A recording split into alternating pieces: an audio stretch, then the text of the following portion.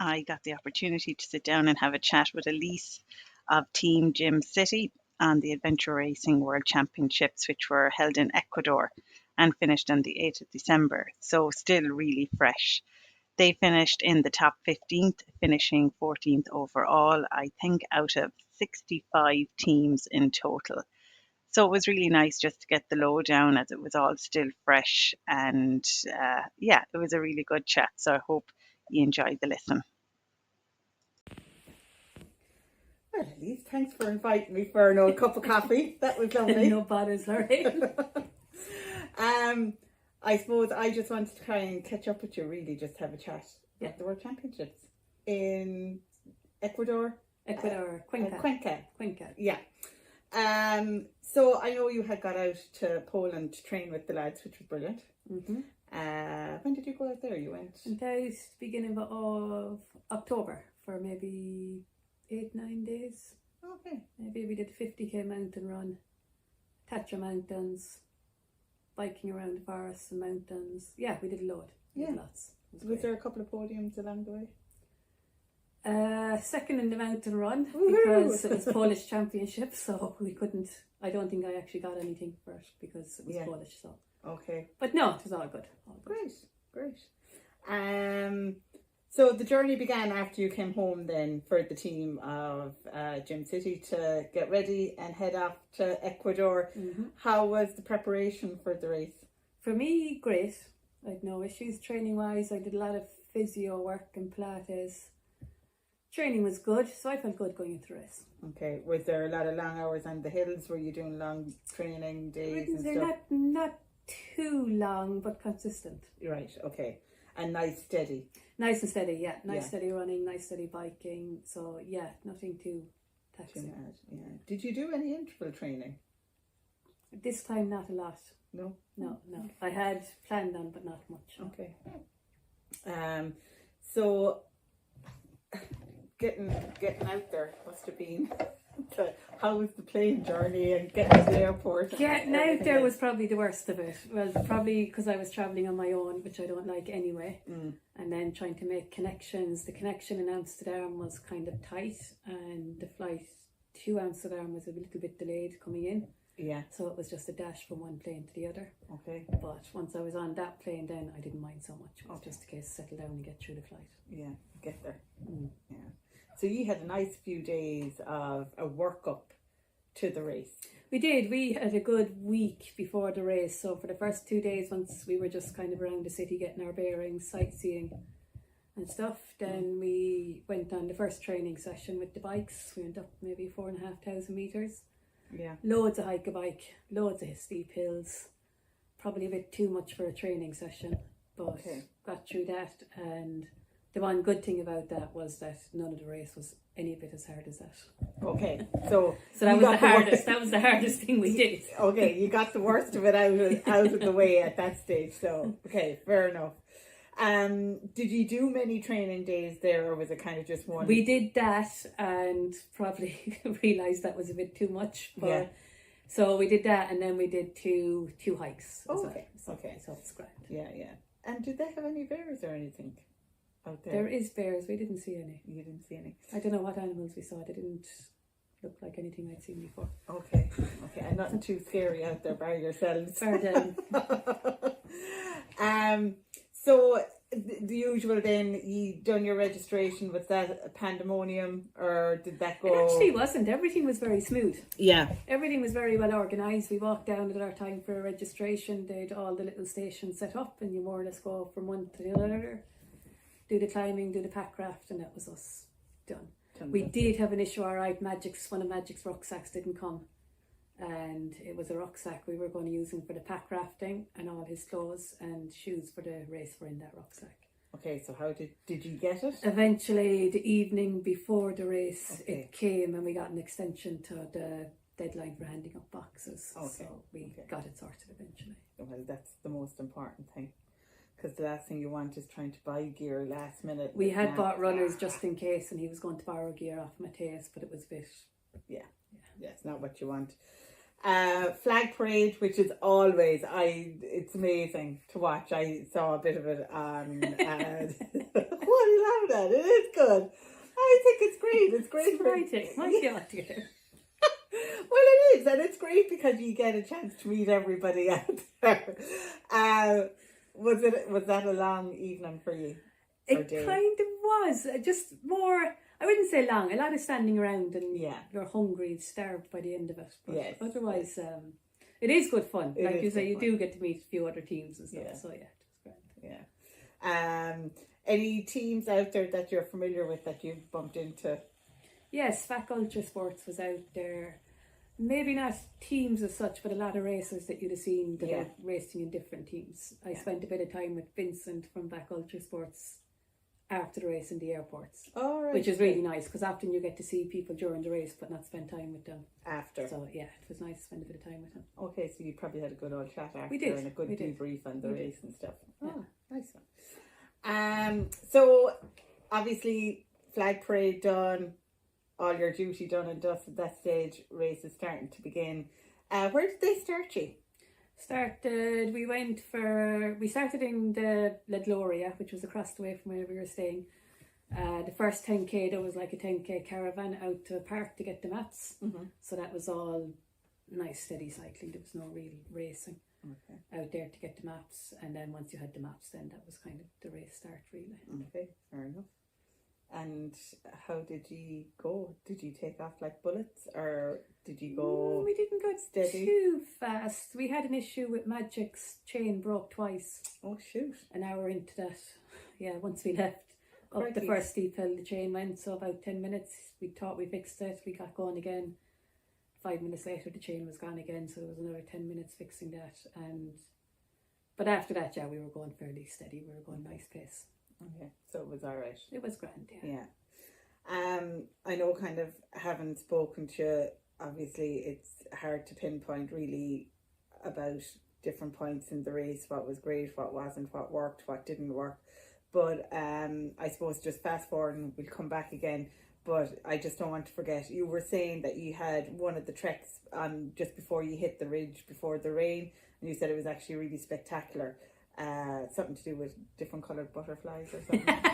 So were you did we have sleep monsters or were they actually real? No, they were real. It was the jungle trek. And probably the nicest trek I've ever done in my life. It was stunning. Okay. Stunning. Okay. The scenery, the vastness of it, the colours, and like I said, the butterflies, the insects, they were all just multicoloured. Okay. Lots of shiny objects flying around. Okay, very good. So they were, I suppose they were just all different colours, were they? Just different. Just all different species. just the brightness of them, yeah. Yeah, nice. So I just wanted to get that in case I forgot about it. So when you started off, Matthias got the chain sorted. Was it just that the power and the gradient was breaking the chain, or was it just mechanical? Just mechanical, I'd Yeah, say. yeah. Just, yeah. So where I suppose after that did you find the race? So you got up and you got sorted on the bikes, you got that fixed and what have you? Yeah, we got that sorted, and yeah, we were going at a nice pace, a comfortable pace. Yeah. Got into the bike transition. We had a fast enough transition out onto the trek, and again we were going comfortable, doing the usual, running the flats, Okay. and fast hiking the uphills, and going well. Well, what we thought we were going well anyway, until Eric started to fail a bit. Okay. So we came into that transition after the trek and thought we let him lie down for a couple of hours. Hopefully he'll come good again. Yeah. But really, since then he didn't come good. Okay. So Okay. from that point on, we tried extra stops and extra rests, but it was clear that he wasn't going to come good. So Okay, just a bad bonk. yeah, so it was one of those scenarios where you decide what do we want out of it, and we knew that the race for top 10 was gone, so it was more just to enjoy it. Okay. And we did enjoy it. We loved Yeah. it. Yeah. And as a team, I suppose it's difficult all around when that happens. But as a team, were you of the all of the same mindset that let's just go out then? Definitely. And enjoy Like you it? say, Yeah. it's difficult to come to terms with it, but once we decided to enjoy it, we made the most of it. Okay. And there's nothing, there wasn't much more you could do when you just enjoy the experience. Yeah, for sure. I suppose besides the butterflies, was there anything that kind of stood out during the race in terms of either race teams that you met or areas that you went into people that you met along the way from villages? Did you get into many villages? We got into a few, yeah. I'm not sure would you call them villages or what, but no, we did, and like that was another positive to come out of the not racing mode, was that we did stop in the villages. We had dinner in houses with them, and we stopped for chats when we were, instead of just getting drinks or whatever, we'd stop chatting to them and have a little picnics overlooking the mountains and everything. So all that was great, and the kids were very generous. I remember we stopped in one village just under a shaded area, and a couple of little boys came up. One of them had a bottle of Coke for us and one of them had a bottle of water. Oh wow. And then trying to just use sign language to see was there food on sale, and they pointed us down, and sure enough down there their mum was outside cooking food. Oh, so brilliant. We had chicken and chips. What more, Jasper? So it was a nice little, there was lots of stops like that through tiny little areas where you weren't sure was there shops, was there not shops, and but all very, very friendly. Okay, cool. I think there was 80 teams registered. Was it 65 that took about 65 on podcast, I think went to the start line. Did you meet many teams along the way? I suppose, in some of the races, like you did just lowlands. Yeah. So you did lowlands.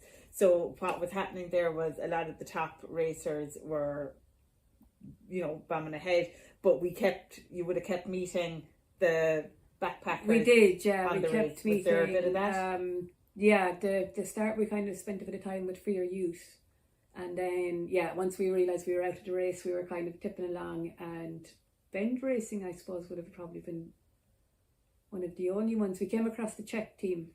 They were already a man down as well. One of them was out sick.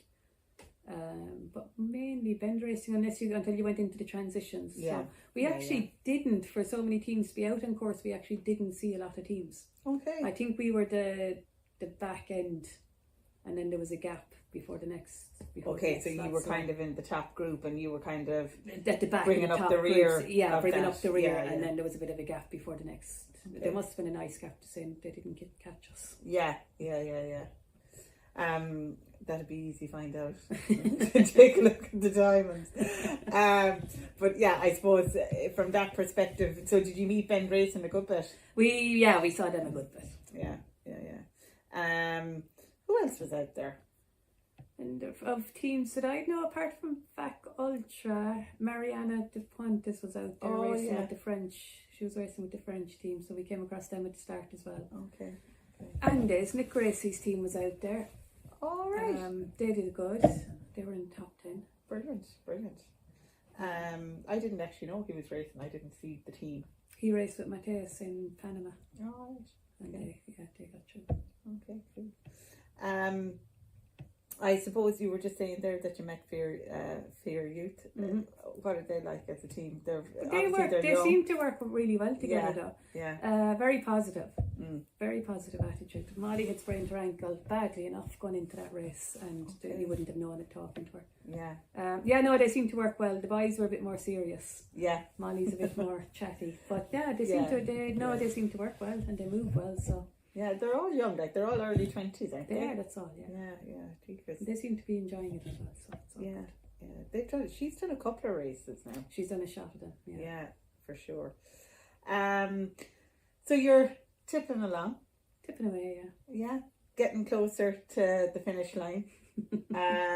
Did you have an idea where you were? Like, I mean, in fairness, Ailise, to finish top 15 in any race it was good. Of that kind of thing is really good. But did you know roughly where you were? We kind of thought we were around 15th. Okay. That was in our head, that we were about 15th or so. Okay. So. And what, you just came in under, that was a 14th you were overall. Yeah. I suppose, how was it a trek, was it, to the finish line? Not really, no. Yeah. To be honest, there was none of the legs that you couldn't wait to finish. Okay. There was none of the legs that long that you were waiting to finish. There was a lot of hills on the bike, but I actually quite liked the hills, so I didn't mind that. Okay. But no, the whole course really, apart from the 12 hours of darkness when you knew you were missing out on so many sights, it was a bit... Yeah. Because really for the whole race, the sights were the sights were gorgeous. Okay. So the 12 hours of darkness meant you were cycling along somewhere and you were And missing you were all missing. these views. Yeah. That was the only thing. But Yeah. And was it pitch dark? You know the way here sometimes if we get the moon it was right. fairly dark, all right. Now, Yeah. to be fair, yeah. Yeah. No, you'd need the head torch. Okay. 6 to 6, more or less. Okay, so a bit kind of like South Africa last year. And gets dark fast, yeah. Yeah. Because it really does, like it's literally just curtains Flick a down. switch. Yeah, it's like, what happened here? So you got to the finish line. We did. Yeah. And We had pizza. you had pizza. How was the feeling of the team once you got there? Were you all just delighted? Yeah, we were. Yeah, we were. Yeah, the way it was, I think we'd have been happy enough to go for another day or two. Three of us would have anyway. Yeah. I suppose not everybody's feeling good all Not the everyone, but yeah, it was a race where we didn't finish it. time. Yeah, we were all in good form finishing it. Oh, good. Like I say, apart from Eric, who wasn't feeling well, but the Yeah. other three were Good. Yeah, we were raring to go. Yeah. Obviously then you have the prize giving at the end. You know, it was great actually to see the French team win. It was. Yeah. It was. So we were talking to Sandrine for a good bit. Were you? Yeah. After, we met her in the field the day after we finished. Okay. And she was telling us about her backpack and Yeah. giving her version of the race. So it was actually nice to hear from Yeah. them. Yeah. I've read actually a couple of the write-ups, you know, and they're I can't think of his name, Ailise. Sebastian. Yes, that he's one of the potentially oldest adventure racing world champions, potentially they think, that has completed. So I mean that's really good. It's great to see It's records brilliant. being It's broken fantastic. in different ways, you know, And and they've worked really hard. They did, and even she was saying up until they crossed the finish line, they were convinced the Swedes had passed them. Okay, So they keep coming didn't up know. to the finish line, they had thought the Swedes had passed them at that last section. Yes. So yes. she said like they couldn't celebrate because they just weren't sure had they Yeah. finished first or not. Yeah, because I had looked up a little bit about the Swedes as well and just kind of read there, and they were actually quite ecstatic just to have even come second. And, I think they just didn't give up. what Malin reckoned was the lack of navigation didn't really suit them, and Yes. the hills Yes. didn't suit them either. Yes, But yeah. She said they kind of felt like they were turning off. You know. Yeah. How did your navigator find the navigation? He found it tough, just because he said he was used to being engaged all the time and the brain was going all the time, and he found it tough not dealing with that because there was a lot less of it. Yeah. Apart from when we were coming into the city, all right, there was a little bit. But it's how do you turn? We were a bit longer than we should have been, searching for a few bits there. But for the whole race, he did say during the race that it didn't feel like a normal race just because of that. But I suppose great achievement. Congratulations, because you know I know you were probably looking to definitely get inside the top 10, maybe potentially a little bit further down. Top 15 is better than being out of the race. So. Absolutely, it's always better to finish. It's always nice to cross that finish line. Absolutely, but you did amazing, and if somebody's not feeling on top of the world, it can be difficult too. Any other little snippets from the race that comes to mind? I don't think so. The one thing that did come through was the volunteers at the transitions and all that. They were really well run, and always in good form. Yeah. So it was great coming into transition, knowing that they were smiling and happy and cheering and you were talking about Andrea, I think. Andrea, she was she was in South Africa. Yeah. She was lovely. She was brilliant. She was amazing. She was brilliant. Yeah, she's very nice. Well, I'm happy to round it up there. I just want to thank you very much for your time, as always. Very welcome. Let us know, keep us posted if there's any races. Have you anything coming up that you can talk about, or you're happy to let us know that might be in the pipeline? I'd say you could do an interview with Paddy Ward next now. Does Paddy know something? Okay, we'll ask Paddy. Paddy's a good man for an interview. Grand, I'll have a chat with Paddy. If does he know something that you know? Oh no, I definitely have to have a chat with Paddy. I do have a chat with Paddy. Stories. But thanks a million. It was great chatting to you. No bother. Thanks for the coffee. You're very welcome. I want a few bickies now. You have to go and look for those. Thanks a million, and we'll catch you on the next one, and keep us posted on how you're getting on. I will do that. Thanks a million.